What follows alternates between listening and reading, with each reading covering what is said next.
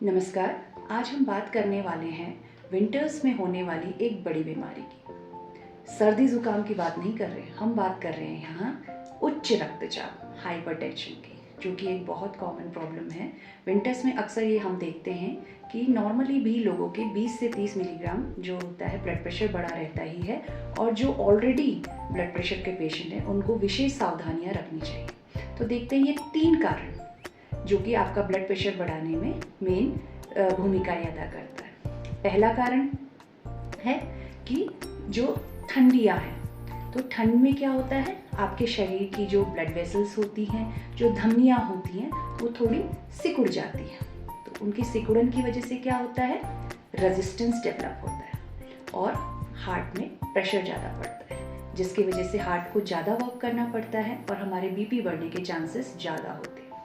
Second reason कि हमारा water intake winters में कम हो जाता है, जिसके वजह से हमारा जो रक्त होता है वो गाढ़ा हो जाता है और हमारा जो सर्कुलेशन होता है वो थोड़ा स्लो हो जाता है। इसकी वजह से भी हार्ट पे प्रेशर पड़ता है।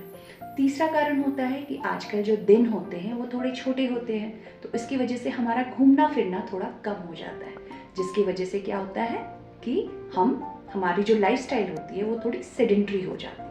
तो इसकी वजह से भी हमारा सर्कुलेशन कम हो जाता है और हमारे बीपी बढ़ने के चांसेस और बढ़ जाते हैं। तो देखा आपने कैसे ये जो 3 कारण हैं वो आपका बीपी को बढ़ा सकते हैं।